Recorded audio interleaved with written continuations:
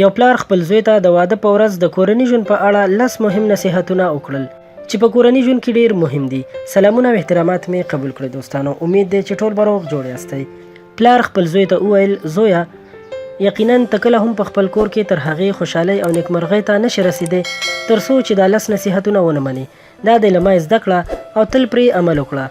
لومړی او دویم، ښځې په فطري ډول ناز او دا خبره خوښوي چې خاوند یې ورته ووایي راباندې ګرانه. نو په دې اړه بخیلي او کنجوسي مه ورسره کوه، که نه نو بیا به مو ترمنځ د بې وفایۍ پرده خپره او مینه به مو سره نیمګړې وي. دریم، ښځې له سخت او جدي سړي نه بد وړي او کمزوری او نرم سړی بیا استعمالوي. نو ته د جدیت او نرمۍ دواړو لپاره مناسب فرصت ګوره، ځکه په دې سره هم مینه رامنځته کیږي او هم ډاډ او سکون. څلورم، میرمن له خاوند نه داسې هیله لري لکه خاوند یې چې له میرمنې لري. ښې خبرې، ښکلی منظر، پاکې جامې او خوږ بوی، نو هر وخت همداسې ورسره اوسه.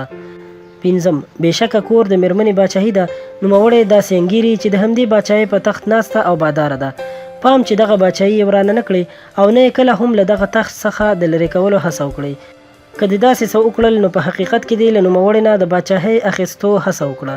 او باچا له هیچا سره دومره سخته دښمني نه کوي لکه له هغه چا سره چې باچاهي ترې اخلي، که څه هم چې په ښکاره څه ورته ونه وایي.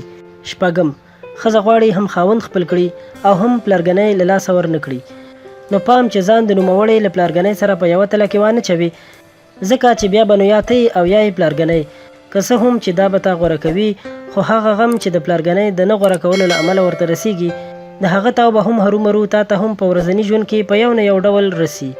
اووم، ښځه له کږې پختۍ پیدا شوې او دا په دې کې عیب نه بلکې همدا یې د ښکلا او جذابیت راز دی. لکه وروځې چې کوږوالی ښکلي کړي دي، داسې چې ته غواړې سمه یې کړې هغه به یې ماته کړي او ماتوالی طلاق دی. خو داسې هم نه چې که غلطي یې کوله نو ته یې همداسې پرېږدې او هېڅ هم ورته نه وایې. په داسې حال کې بیا در باندې خیال نه راوړي او خبره دې نه اوري، نو په اندازه ورسره چلیږه. اتم، ښځه فطرتاً داسې پیدا شوې چې د خاوند ناشکري کوي او نیکي هېروي.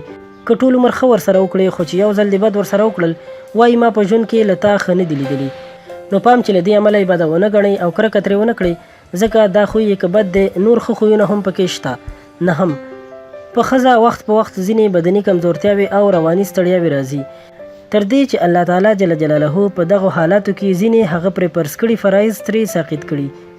لمونځ یې بلکل ورته معاف کړی او روژه یې ورته وروسته کړې تر څو چې روغتیایي حالت ښه کېږي. نو په دې حالاتو کې ته هم خپلې غوښتنې او هیلې کمې کړه، لکه الله تعالی جل جلاله چې پرې مهربانه دی ته هم پرې مهربانه اوسه. لسم، په دې پوه شه چې ښځه له تا سره بندیوانه او اسیره ده، نو په اسیرتوب یې ترحم کوه او له غلطیو یې ورتېرېږه. په دې سره به دې د ژوند ښه شریکه او ښه متاع شي. مننه کوم دوستانو چې ویډیو مو تر پایه وکتله. په دې هیله چې څه زده کړه به مو ترې کړې وي او تاسو لپاره به ګټوره تمامه شوې وي.